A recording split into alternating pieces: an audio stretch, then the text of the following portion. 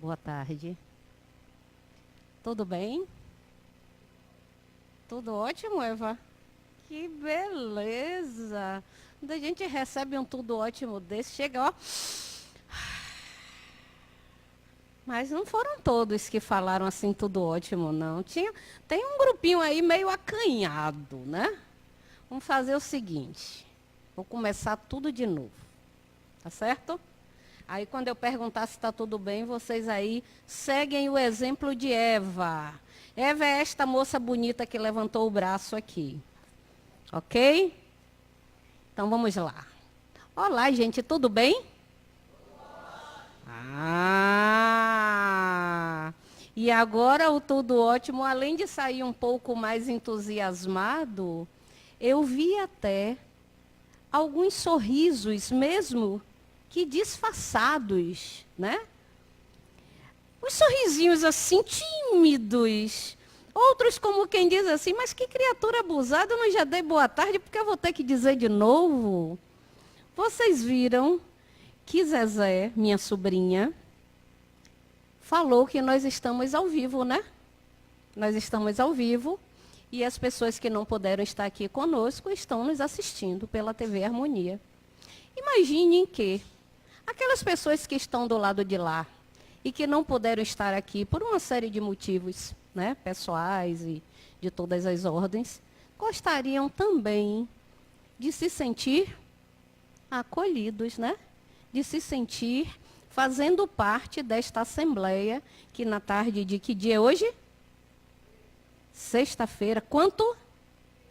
31 de agosto de 2018.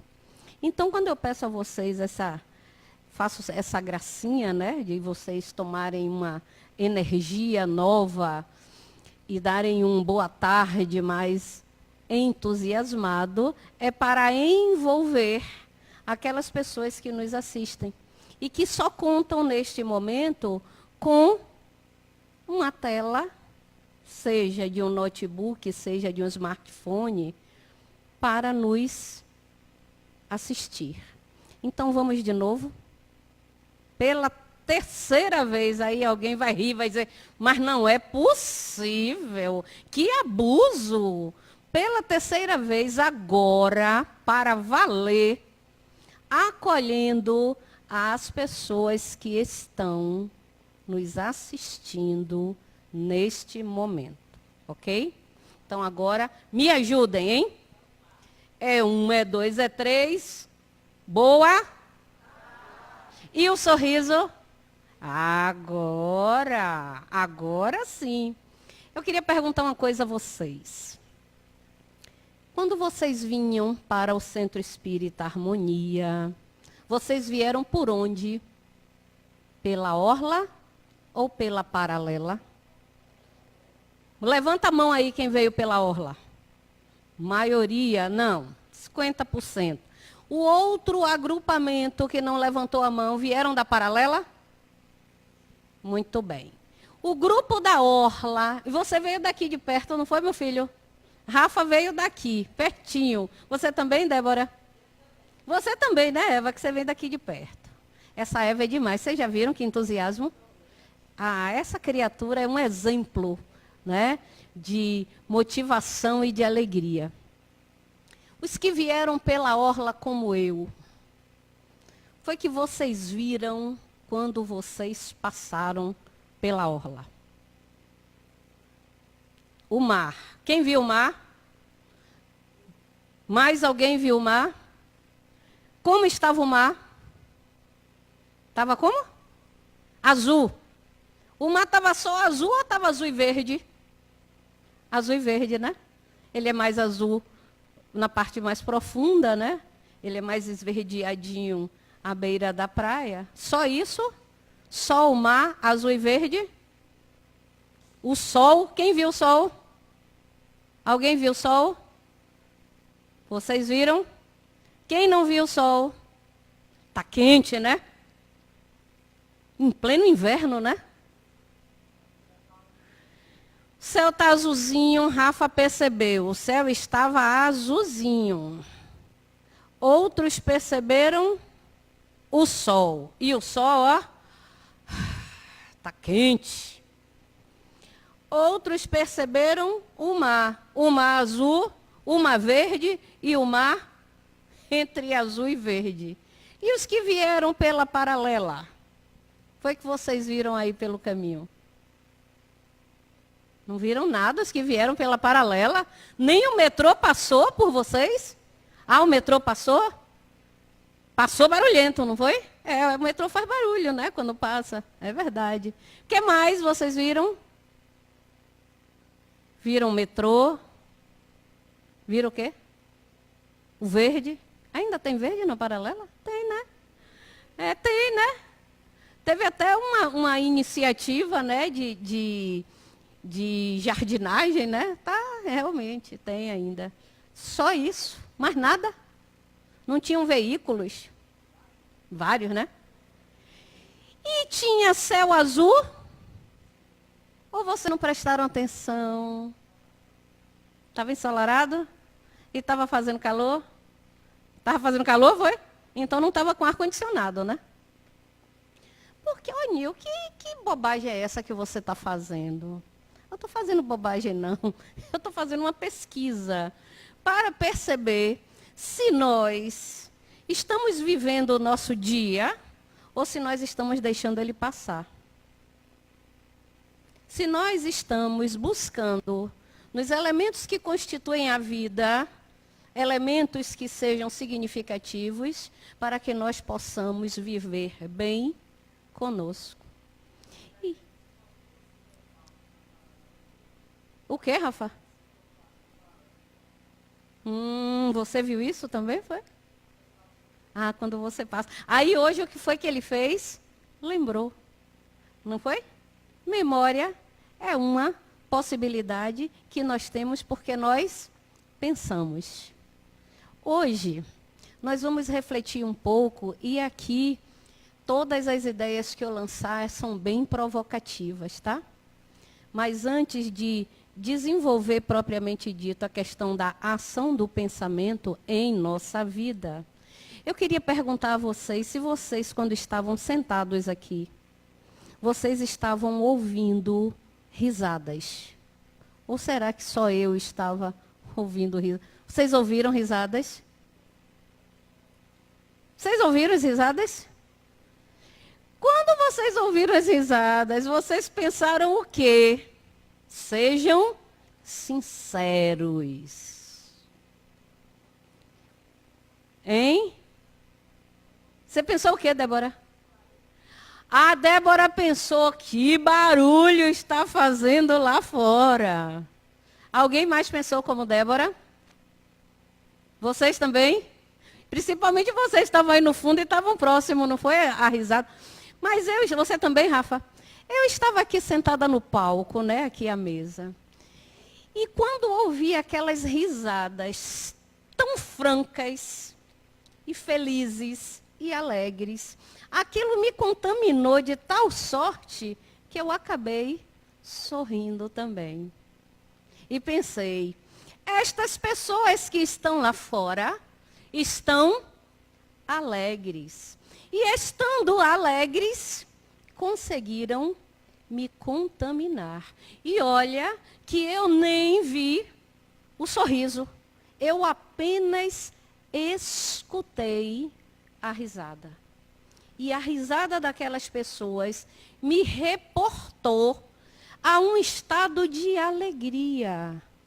Que maravilha! As pessoas que estão lá fora estão alegres. Podem até não estar felizes, mas estão alegres. Pensei. E o que é o pensamento, se não a energia sutil que nós espíritos produzimos? E os nossos pensamentos, eles atuam em nós e em nossa vida de forma definitiva para aquilo que nós somos.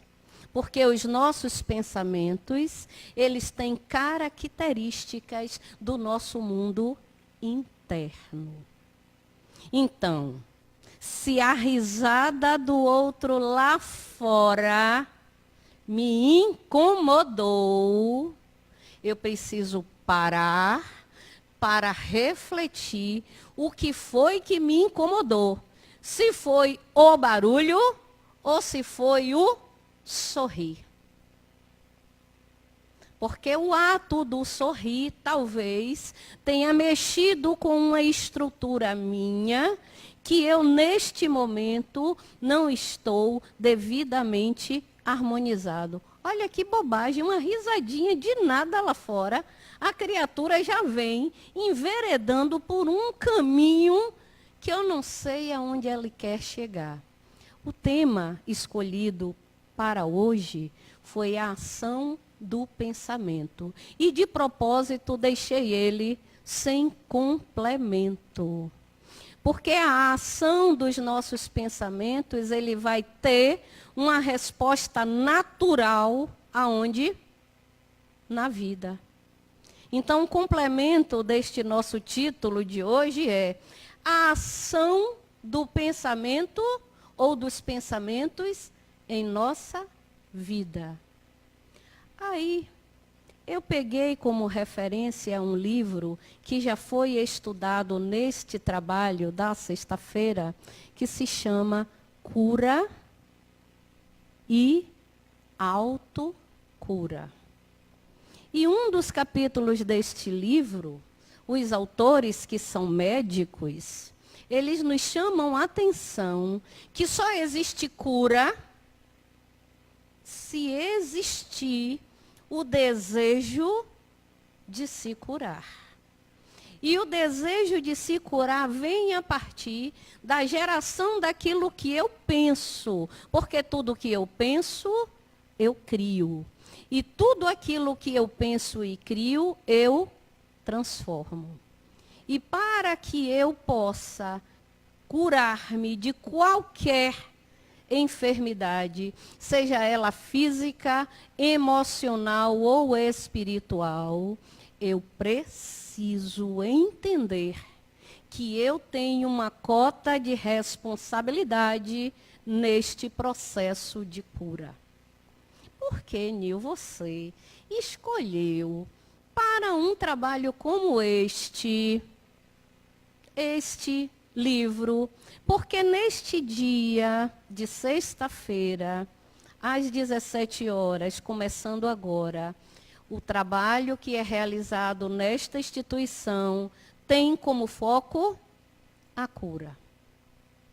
Seja no tratamento lá fora, seja no tratamento aqui com a visualização. Curar. Cura dos diversos aspectos que nós, seres humanos, estamos submetidos quando estamos encarnados ou quando estamos desencarnados. E para que haja cura, há que ter uma força geradora para esta cura. E a força geradora para isto são os pensamentos.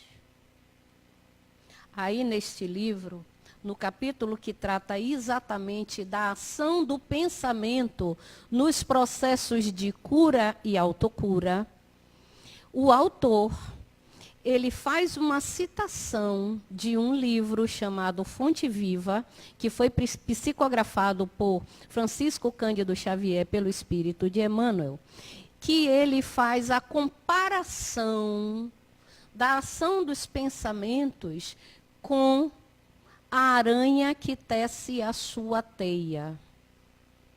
Vocês já observaram que a aranha tece a teia em torno dela e ela fica no centro da teia criada por ela? Ou vocês nunca olharam uma teia de aranha, exceto para tirar ela do canto da parede? Já olhou? Ou você nunca olhou, só para tirar, né?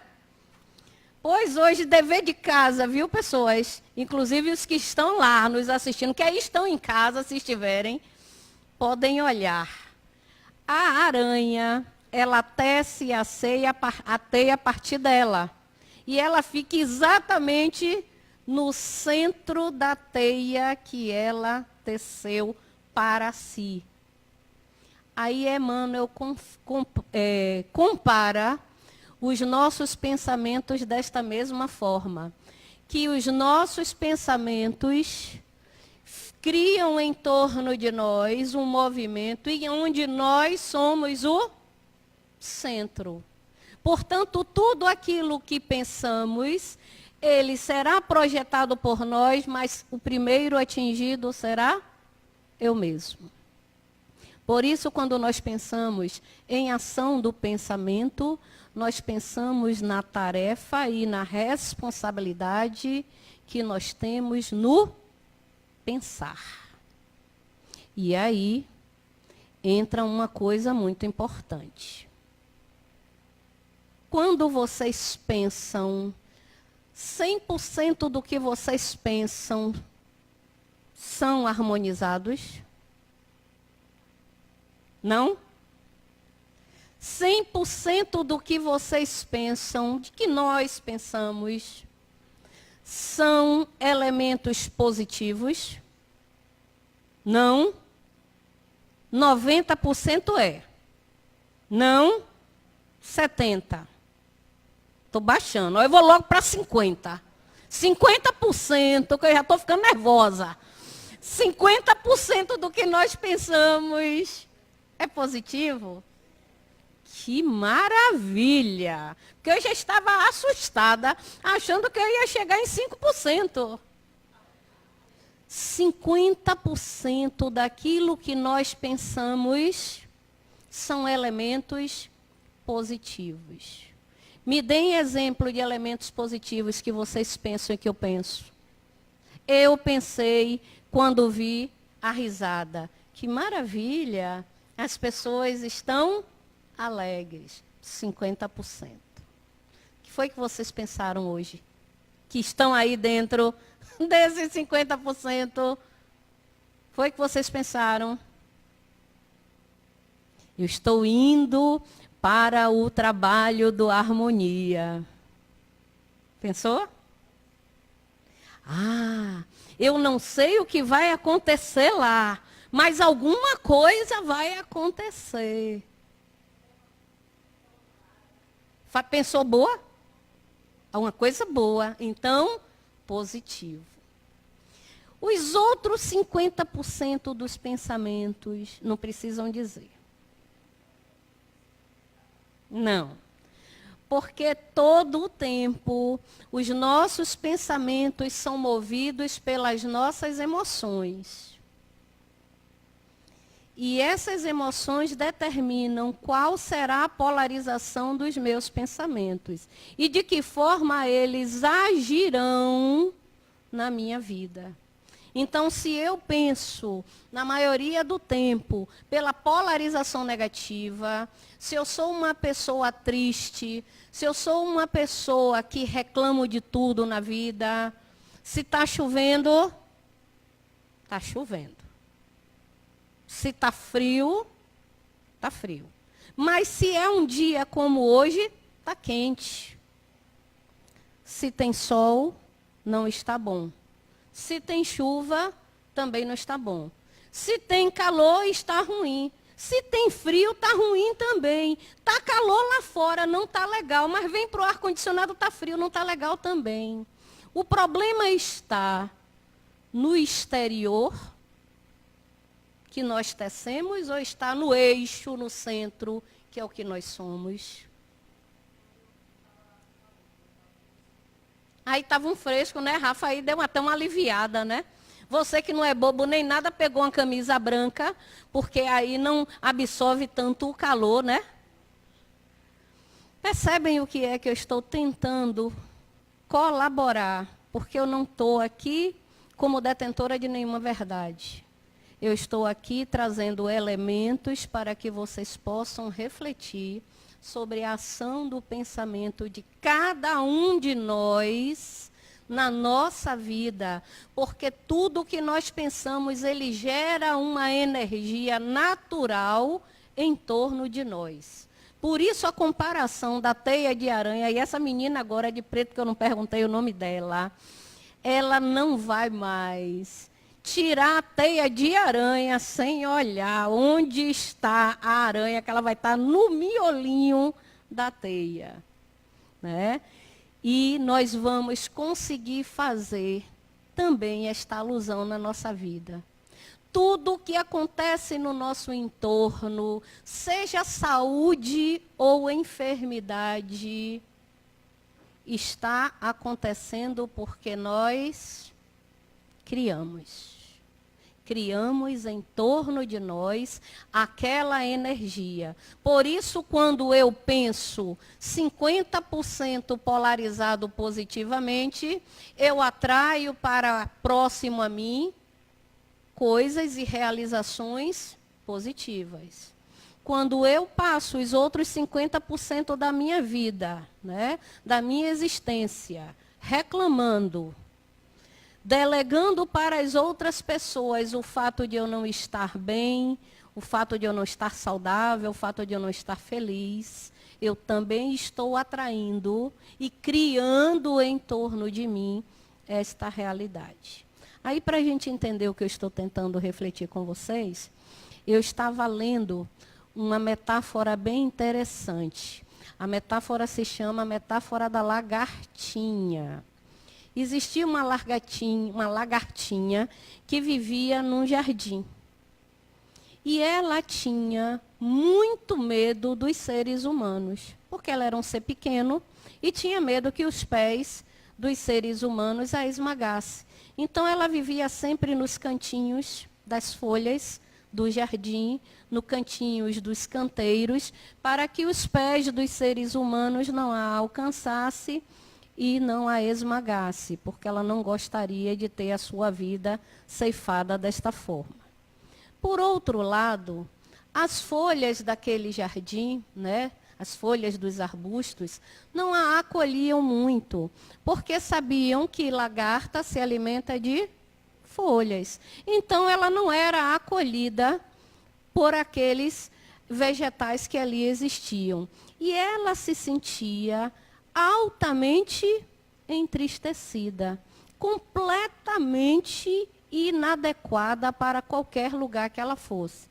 Se ela saísse de debaixo das folhas, ela era pisoteada pelos seres humanos. Se ela ficasse junto com as folhas se alimentando, as folhas não estavam satisfeitas porque ela se alimentava de folhas.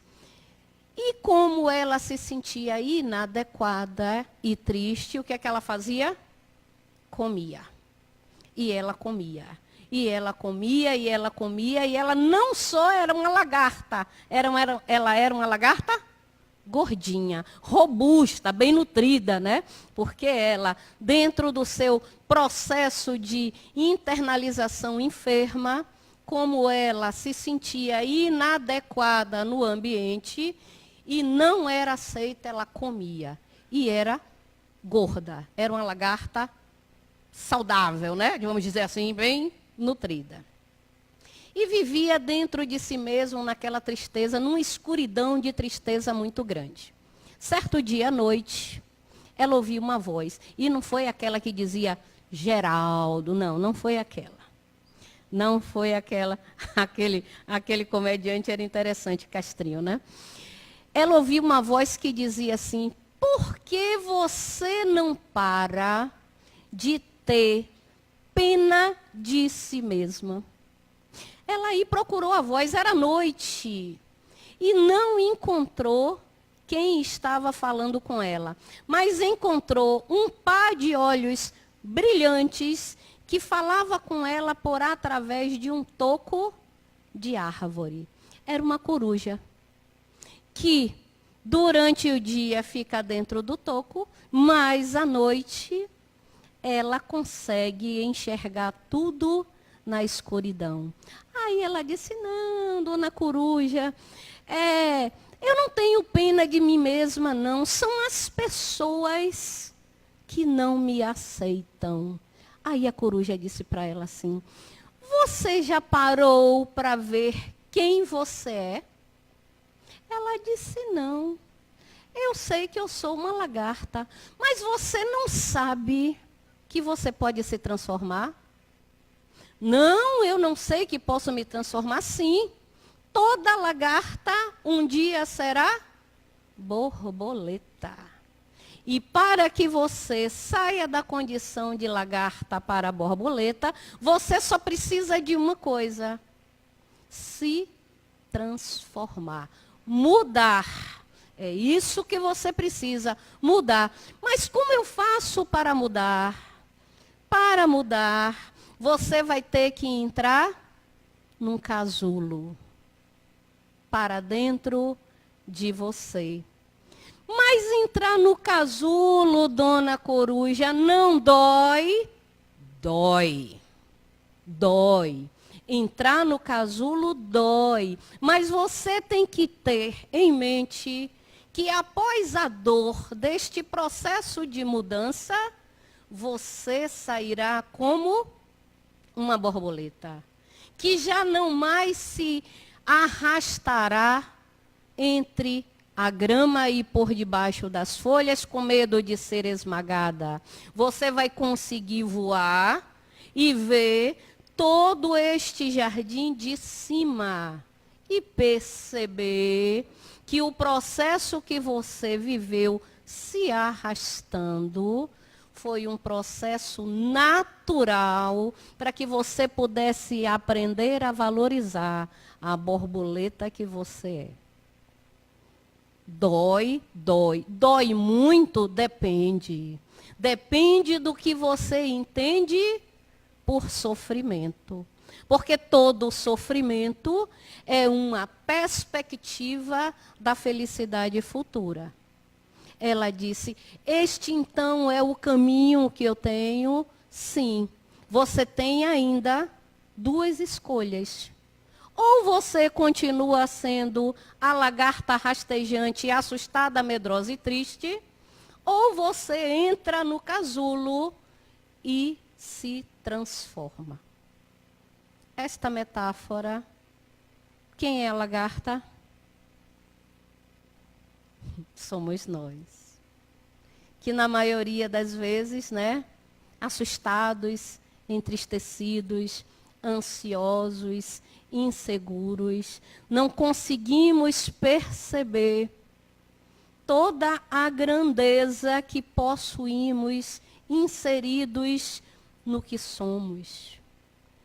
Tudo que pode ser realizado a partir da consciência de que eu sou espírito. De que sou espírito, de que sou imortal, e que esta realidade, isto não é um sonho nem uma fantasia, isto é uma realidade. E que esta realidade já me transforma numa borboleta. Porque se eu consigo perceber que eu sou espírito, eu consigo perceber que as crises momentâneas que eu vivo são processos naturais de amadurecimento da minha condição espiritual. Para que eu possa agir no pensar, eu preciso deixar de ter pena de mim. Eu preciso deixar de me considerar o coitadinho. Eu preciso deixar de me considerar aquela pessoa que sofre mais do que os outros. Porque dor pertence a quem sente. E não tem como mensurar dor. Porque dor é subjetivo. Cada um sente a sua. Né? Então, nós não devemos supervalorizar a nossa e menosprezar a dos outros. E na maioria das vezes a gente faz, né? Às vezes, nós conseguimos conviver com determinada pessoa que nós consideramos que está supervalorizando o sofrimento. O que é que nós normalmente pensamos? Que hoje nós já nos damos ao limite de apenas pensar e não mais falar, né? Nós pensamos assim, mas uma bobagem dessa, né? Uma situação dessa boba, essa pessoa está sofrendo desse jeito. Quando nós pararmos e pensarmos assim, automaticamente nós vamos tirar este pensamento. Porque sofrimento, dor, pertence ao que está sentindo. E eu não posso mensurar a dor do outro por aquilo que eu sou. Eu preciso respeitar o limite do outro de sentir dor. Da mesma forma que as outras pessoas deverão fazer o mesmo comigo. Portanto, não existe a dor que é maior nem é menor. Dor é dor. E dói. Por que dói? Porque nós sentimos que há alguma coisa que não está bem. Não é isso? Não é assim que é dor? Pensando em dor física. O que é a dor física senão um sinal que tem alguma coisa que não está funcionando adequadamente? A dor física é isso. A dor emocional é a mesma coisa. Quer dizer que existe um núcleo de emoção que não está devidamente harmonizado em mim. E que eu preciso transformar, modificar. Então, quando um tema como esse nos convoca à reflexão, nos diz o seguinte: pensamento é ação e é força viva, plástica, maleável. Tudo que eu penso, eu crio. E toda criação tem vida e movimento. E toda vida e movimento encontrará um outro pensamento semelhante. Para que nós possamos iniciar aquele nosso processo de educar aquilo que nós pensamos. De verificar se aquele centro que eu estou vivendo, da teia de aranha, não foi criado por mim. Porque o centro das minhas dificuldades sou eu, não é o outro. Para que nós possamos parar de deslocar e responsabilizar o mundo pelas nossas dificuldades. E aí, quando eu vinha e observava o céu, né? O céu estava azul, quase, a porção que eu venho do Imbuí até aqui, quase não tinham nuvens brancas hoje. Ele estava todo homogêneo, todo azul. E eu pensava que lindo, né? Porque o azul, ele tem a propriedade de nos pacificar, né? Ele traz para nós uma aura de tranquilidade, uma aura de pacificação. Aí eu olhei para o mar, não sei se vocês passaram no mesmo momento que eu, mas eu consegui ver a areia da praia. E a areia da praia, ela é linda, né? Ela tem um tom cremoso, brilhante. Ondas quebrando na beira da praia. Espuma branca, verde, transparente. Mais profundamente, um azul. E eis que na linha que divide aquilo que nós já não conseguimos mais ver, um barco. Um barco atravessando a linha do horizonte. Aí eu pensei, porque eu penso, viu? Eu pensei, alguém agora vai ficar feliz com a chegada daquele barco. Eu poderia ter pensado também, né? Alguém aqui ficou chorando pela partida daquele barco. Mas a polarização dos pensamentos sou eu quem direciono. Se o dia está chuvoso, que maravilha!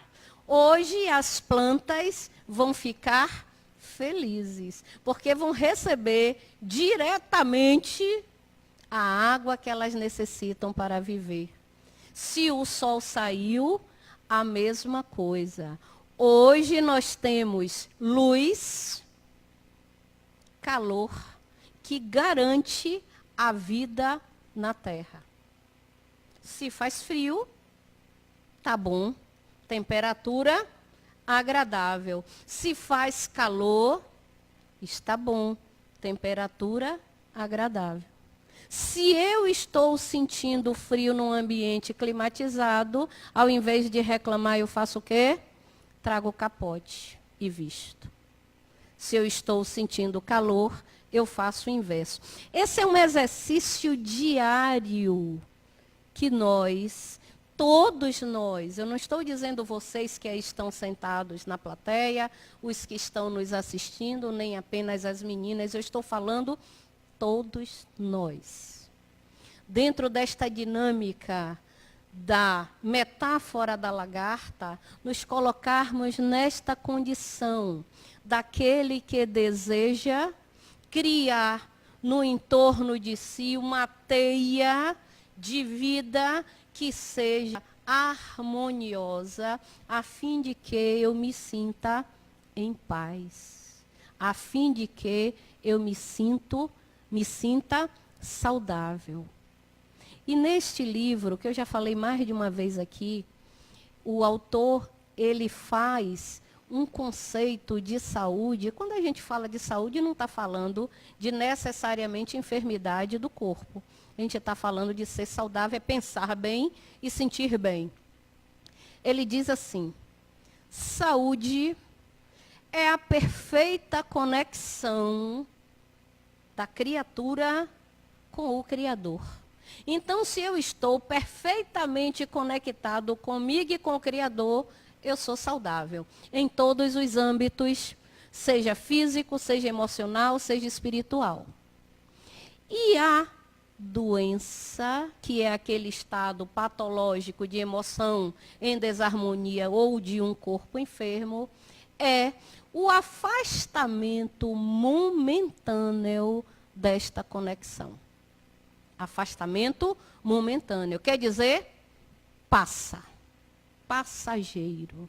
Então, se nós estamos vivendo neste momento, nós que aqui estamos, nós que estamos assistindo pela TV Harmonia, passando por alguma crise, nós devemos fortalecer o nosso desejo e o nosso pensar de que esta crise é um processo de aprendizagem e ela vai passar. Vai passar tanto quanto o barco que eu cruzei na minha chegada até aqui. Para nós darmos conclusão desta reflexão, eu escolhi uma mensagem que eu vou deixar para vocês, do livrinho Espiritualidade no Dia a Dia, de Adenauer Novaes. Ela faz parte, esse livro, de um conjunto de 3 livrinhos bem interessantes. Este capítulo fala de espiritualidade e crise. E nos diz o seguinte: considere que, em seu processo de espiritualização, as crises são necessárias e compõem o repertório das experiências que criam oportunidades de mudança em seu mundo interior. Quando tudo parecer catastrófico e significar perda de controle da situação, compreenda que a vida está lhe convidando para mudar e para construir em seu mundo interior sólidas bases que lhe garantirão conquistar-se a si mesmo. Nunca se desespere ante uma crise, pois sempre virá o momento em que você compreenderá seu significado e a importância para o fortalecimento da sua disposição de viver, em viver. Sua espiritualidade, fundamentada na imortalidade e na consciência de que você é um ser que reencarnou, objetivando crescer e ampliar a percepção do sentido e do significado da vida, compreende uma crise como excelente oportunidade de perceber como se encontra a sua mente e o que pode ser feito para encontrar a harmonização interior. Na crise, por um momento, pare, silencie, respire fundo, coloque as ideias em ordem e só tome decisões após ponderar bem os fatores que fizeram com que ela se instalasse. Decisões em crises devem ser bem pensadas para que gerem bem-estar pessoal e coletivo. Não evite uma crise sem antes entender quais os fatores que em você contribuem para que ela se desencadeie. Observe que suas crises mexem com conteúdos externos que em você se encontram instáveis, requerendo o alinhamento. As crises ocorrem para que você perceba e corrija o desalinhamento entre o seu pensar, seu sentir e seu agir. Inclua como instrumentos úteis para a saída de crises tudo quanto compõe as características de sua espiritualidade. É durante uma crise que sua espiritualidade tenha maior importância, pois ela poderá lhe trazer maior clareza para a percepção do que deve ser feito em seu benefício. Quando você se encontrar no meio da crise de alguém, cuide para oferecer o que tem de melhor. Também sua solidariedade, para que o outro a atravesse colhendo bons frutos. Valorize os recursos de que você dispõe para a solução de suas crises, compreendendo que possui grande experiência adquirida em suas muitas encarnações. Você guarda uma bagagem imensa de soluções que certamente lhe serão úteis nessas fases, principalmente quando estiver em jogo o seu futuro espiritual. Que nós possamos refletir sobre aquilo que nós devemos e queremos realizar diante do mundo. Muita paz e muito obrigada.